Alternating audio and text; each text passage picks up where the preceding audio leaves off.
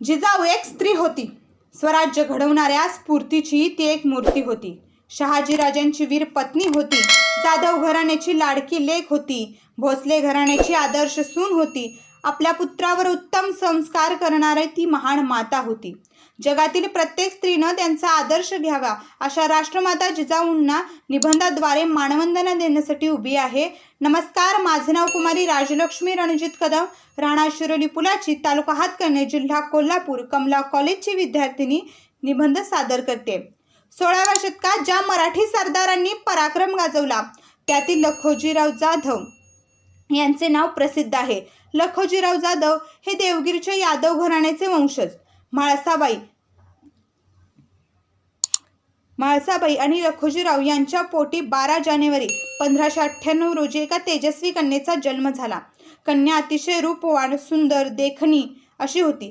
तिचे नाव जिजाऊ ठेवण्यात आले.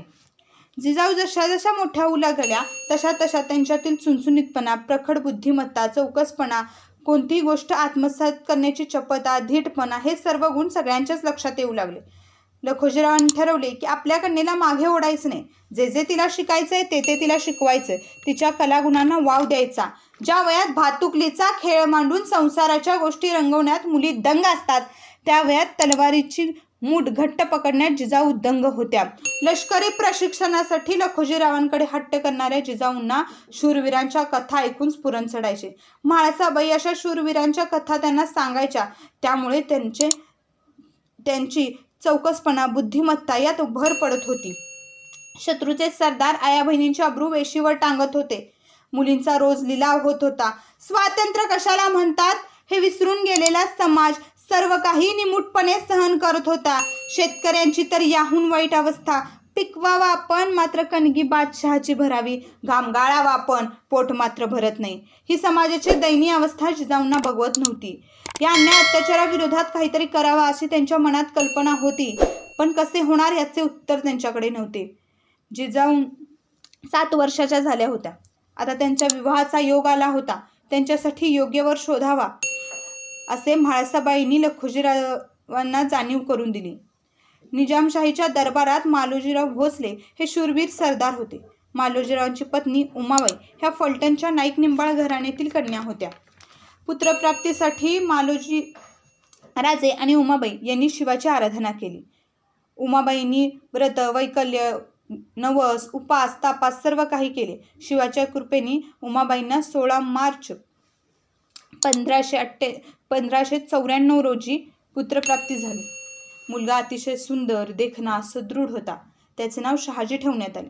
2 वर्षांनी उमाबाईंना दुसरा पुत्रप्राप्ती झाली. त्याचे नाव शरीफजी ठेवण्यात आले. दोघे सोबतच वाढू लागले.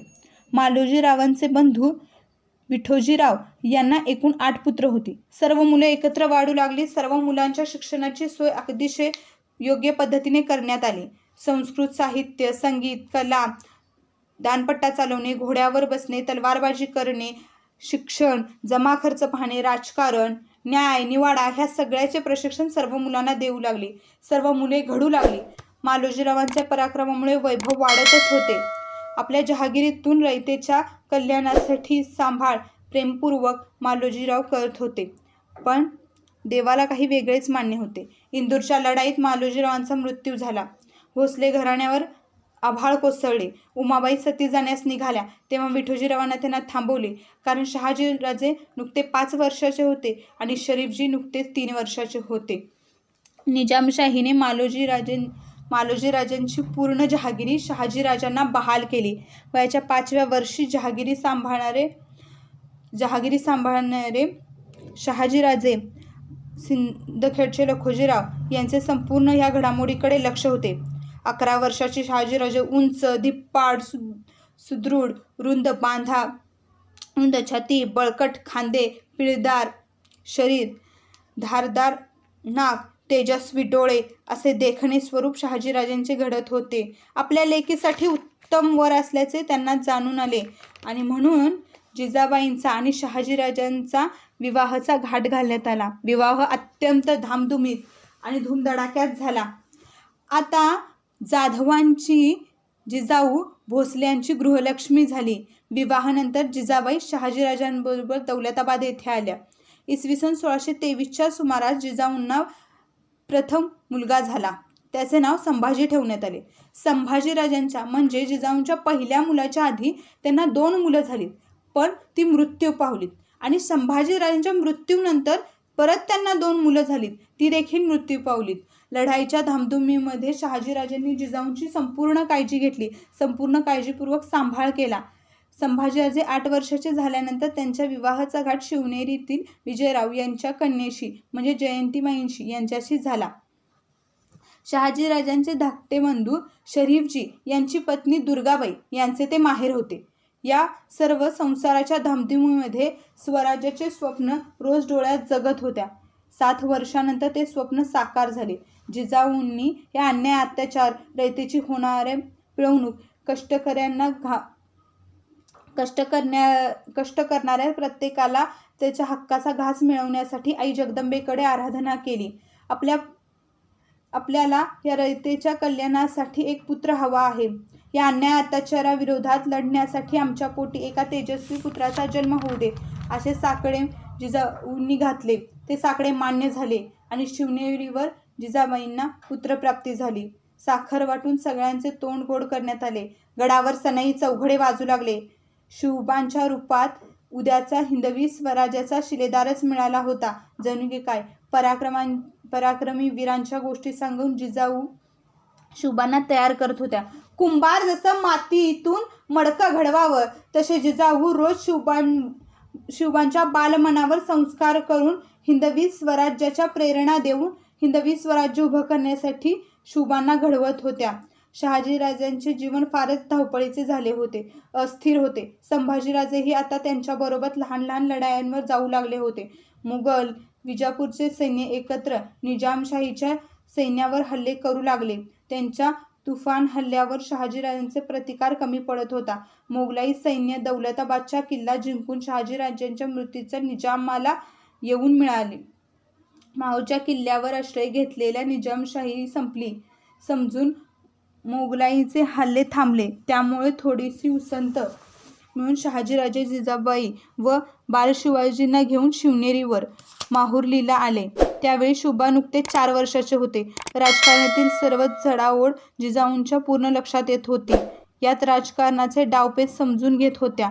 बालपणी लखुजींकडे ज्यांनी राजकारणाची ओळख करून घेतली, आता तेच राजकारणाची गुंतागुंत त्यांना अनुभवायला येत होती. दृष्टीने अनगी प्रलभ होत्या. शहाजीराजांनी सर्व धडपड त्यांना दिसत होती. त्यात धावपळीचे यश मिळत नाही हे महाराष्ट्राचे दुर्दैव, परंतु त्यामुळे त्यांना धावपळीचे मोल कमी नव्हते. विचारपूर्वक आणि त्यांना मिळणारा अनुभव हा मोठाच होता. त्यांना त्यांच्या पतीचे फार अभिमान होता. शहाजीराजांनी आपल्या पुण्याची जहागिरी जिजाबाईंना आणि शिवबांना सांभाळण्यास पाठवले. आपले स्वातंत्र्य राज्य स्वप्न आणि तेजस्वी पत्नी जिजाबाई शिवबांकडून पूर्ण करून घेत आहेत याची पूर्णपणे त्यांना विश्वास होता. त्यांच्याकडे जिजाऊंची हिंदवी स्वराज्याची स्थापनेची आस होती. अन्याय अत्याचाराविरोधात मनस्वी चीड होती. उशिरा मिळणारे स्वप्न सत्यात उतरणार होते ही जिद्द होती. या दृष्टीने त्या शिवबांना संस्कार करीत होत्या. शहाजीराजांनी आपल्या थोरल्या मुलगा संभाजीला आपल्यासोबत पराक्रम गाजवण्यासाठी घेऊन गेले. एकीकडे जिजाऊ शिवबांच्या बालमनावर हिंदवी स्वराज्याचे चित्र रेखाटत होत्या, तर दुसरीकडे शहाजीराजांसोबत संभाजीराजे मोठे होऊ लागले. इकडे पुण्यामध्ये काही सवंगड्यांसोबत शिवबा लहानाचे मोठे होऊ लागले. ते सवंगडे कुठल्या राजाचे दरबारातले सरदार किंवा हे नव्हते, तर ते गरीब खेड्यापाड्यातील पोरं होती. आधी त्या खेड्यापाड्यातील सर्व पोरांना वाटू लागले की राजा आपल्यासोबत येऊन खेळतोय. याचे आश्चर्यच होते, कारण राजमाता जिजाऊ प्रजेमध्ये जाऊन मिसळायच्या. शिवबांना सांगायच्या की जोपर्यंत तुम्ही अन्याय, अत्याचार, अडचणी पाहणार नाही तोपर्यंत त्याला मिटवण्यासाठी तुमच्या मनामध्ये जिद्द निर्माण होणार नाही. अशी खूणगाठ जिजाऊंनी शिवबांच्या बालमनातच बांधली. त्यावेळेस शिवबांची सैन्यबांधणी सुरू होती की काय माहीत नाही. चांगले मित्र झाले होते. राजा आपल्याजवळ येतो, खेळतो, यामुळे ती मुलंही खेळू लागलीत. तनामनातून त्यांनी स्वीकारलं होतं. शिवाजी महाराज म्हणजे बालशिवाजी गोरगरिबांच्या घरी जाऊन झुणका भाकरी खात होता. त्यामुळे बालशिवाच्या मनामध्ये आणि त्या मुलांमध्ये एक घट्ट मैत्रीचं नातं झालं होतं. बाजी, येसाजी, सूर्याजी, जिवाजी ही लहान मुले पुढे जाऊन स्वराज्यासाठी काहीतरी करतील हे जिजाऊंना माहिती होते. शिवबांसोबत मिसळणारी सर्व मुले, जसे शिवबा तशीच ती सर्व मुले जिजाऊंसाठी होती. तलवार घट्ट पकडण्यापासून जसं शिवबांना प्रशिक्षण दिलं जात होतं, तसं त्या सर्व मुलांना सुद्धा प्रशिक्षण दिलं जात होतं.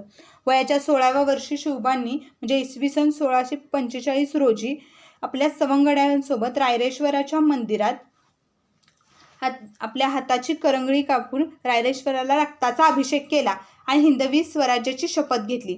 त्यावेळेस त्यांच्यासोबत हे त्यांचे सवंगडीच तर होते. तर ही प्रेरणा ही स्वराज्याची बांधणी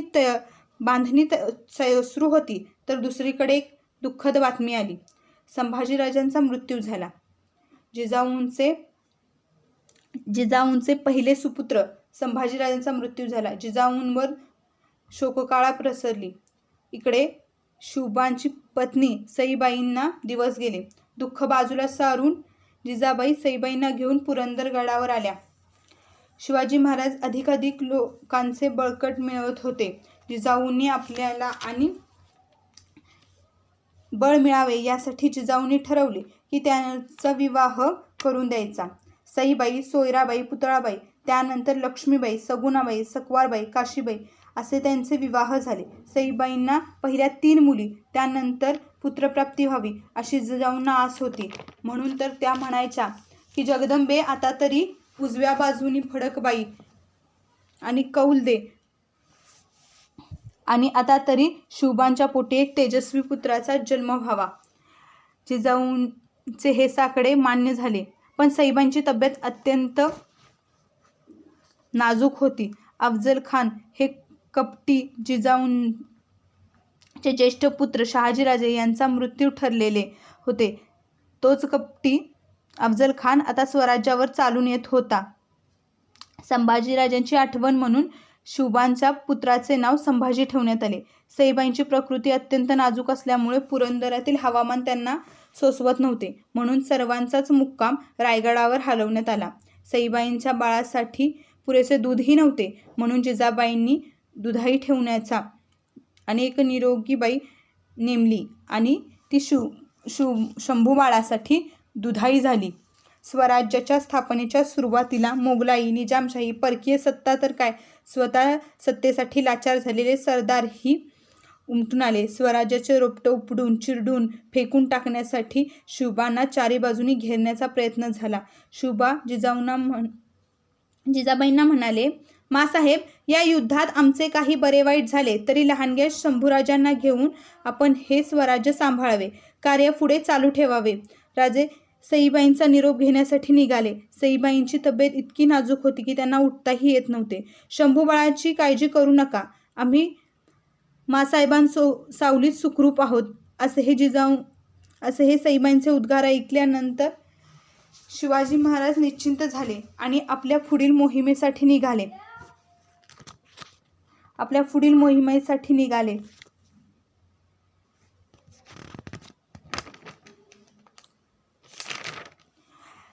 त्यावेळेस अफजल खानासारखं मोठं सावट आलं होतं. पण ते सावट दूर करण्यासाठी इसवी सन 1659 रोजी एक दुःखद बातमी छत्रपती शिवाजी महाराजांना कळाली. ती म्हणजे सईबाई देवाघरी निघून गेल्या. आभाळा एवढं दुःख राजांवर कोसळलं होतं. पण राजे डगमगले नाहीत. ते दुःख बाजूला सारलं आणि खानसाहेबांना भेटण्यास माझी हिंमत नाही असा प्रस्ताव आपल्या वकिलाकडून पाठवला. त्यावेळेचे त्यांचे वकील गोपीनाथ पंत यांनी खानाकडे गेले म्हणजे अफजल खानाची भेट घेतली. छत्रपती शिवाजी महाराज आपल्यास भेटण्यास खूप घाबरत आहेत. आपल्यासमोर येण्याची त्यांची हिंमत नाही. आपण गडावर एकटेच यावे, राजांची एकटीच भेट घ्यावी, हा प्रस्ताव मांडला. गोपीनाथ पंतांनी खानाची सर्व छावणी फिरून खानाच्या सरदारांना भेटवस्तू देऊन नेमकं काय प्रस्ताव बादशहाने मांडला आहे, अफजल खानाने नेमकं काय घाट घातला आहे याची माहिती घेतली. या भेटीतच शिवाजी महाराजांना संपवायचं आणि उद्या येणारं हे भगवं वादळ तिथंच रोखायचं हेच त्याच्या डोक्यात चालू होतं. प्रतापगडाच्या अर्ध्या वाटेवर भेटीसाठी मोठा शामियाना उभारण्यात आला. 10 नोव्हेंबर 1659 रोजी राजांबरोबर जिवा महाल आणि संभाजी कावजी शामियाना बाहेर उभे राहिले. कृष्णाजी आणि गोपीनाथ पंत हे दोन्ही वकील बाहेरच थांबले. शिवाजी महाराज शामियान्यात पहिले पाऊल टाकताच अफजल खानाने त्यांना मिठी मारली. तीच मिठी घाला करणार होती तोपर्यंत बेसावध असलेल्या खानाच्या पोटामध्ये वाघनख्या घेऊन त्याचा चिरेफार करण्यात आला. अफजल खानाचा वध झाला. औरंगजेब, इंग्रज, पोर्तुगीज, जंजिराची सिद्धी, आदिलशाही एकामागोमाग एक संकट शांत बसणारी नव्हती. इकडे जिजाऊंना शंभूराजांच्या बालमनावर हिंदवी स्वराज्याचे पुन्हा एकदा संस्कार करत होत्या. हे सर्व धामधुमीचे काळ जिजाऊ जवळून पाहत होत्या. इसवी सन 1664 रोजी कर्नाटकमध्ये असताना शहाजीराजांचा मृत्यू झाला. आभाळ कोसळलेल्या जिजाऊंना आता काही समजत नव्हते. एकामागोमाग येणारे संकट, हिंदवी स्वराज्य उभे राहण्यापूर्वीच ह्या सर्व बातम्या हे जिजाऊंना मान्य नव्हते.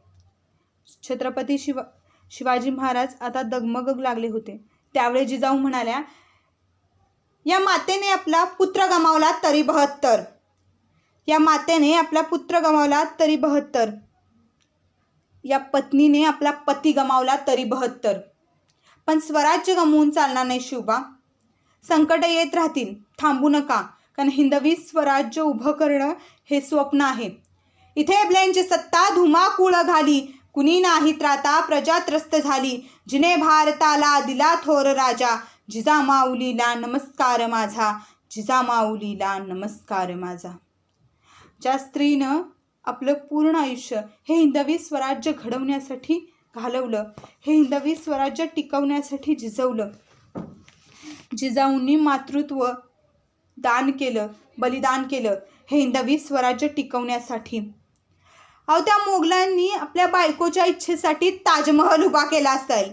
त्या मोगलांनी आपल्या बायकोच्या इच्छेसाठी ताजमहल उभा केला असेल. पण माझ्या राजानं आपल्या आईच्या इच्छा पूर्ण करण्यासाठी हिंदवी स्वराज्य उभं केलं. राजे म्हणत होते ना, हे हिंदवी स्वराज्य व्हावं ही तर श्रींची इच्छा, हे तर हिंदवी स्वराज्य व्हावं ही तर श्रींची इच्छा. एकामागोमाग एक संकट आली. अनेक संकटांना सामोरे जात हिंदवी स्वराज्य उभं राहिलं. ते तेजस्वी स्वप्न आपल्या डोळ्यात टिपवून ठेवत जिजाऊंनी प्राण सोडला. जिजाऊ तुम्ही नसत्या तर खरंच हे हिंदवी स्वराज्य उभं राहिलं नसतं. इतका तेजस्वी पराक्रम असलेल्या जिजाऊंनी हे उभं केलं. ठरवलं तसं करून दाखवलं. अन्याय अत्याचार मिटवून गेला. शिवबांना एकच गोष्ट शिकवली गेली होती, तुम्हाला राजा व्हायचं आहे, पण बाई नाचवणारं नाही, बाई वाचवणारं राजा व्हायचं आहे. ह्यावरूनच कळतं की जिजाऊंचे संस्कार किती मोठे होते, त्यांचे संस्कार किती महान होते. या जगामध्ये शिवबाची गरज आहे. आपण म्हणतोय की स्त्रीभ्रूण हत्या करणाऱ्याला फाशीची सजा पाहिजे, स्त्रीभ्रूण हत्या करणाऱ्याला फाशीची सजा पाहिजे. शिवबा जन्माला येण्याला आधी जिजा पाहिजे. फक्त म्हणून चालणार नाही की छत्रपती शिवाजी महाराज तुम्ही पुन्हा जन्माला या, आधी जिजाऊला तर जन्माला येऊ द्या. जिजाऊ जन्माला येईल तेव्हा शिवबांचा जन्म होईल. घराघरातली प्रत्येक स्त्रीने जिजाऊंचा डोळ्यासमोर आदर्श ठेवला पाहिजे. त्यांच्यासारखे संस्कार आपल्या मुलांमध्ये केले पाहिजेत. तेव्हा कुठं या स्वराज्याचं सुराज्य होईल. आणि जिजाऊंनी जे रयतेसाठी राज्य उभं केलं त्याचं सुराज्य होईल. या रयतेसाठी राज्य जे उभं केलं त्यात रयतेसाठी ते वापरलं गेलं पाहिजे ही भावना निर्माण होईल. चला तर हा निश्चय नवीन आहे, हा निश्चय करणं गरजेचं आहे.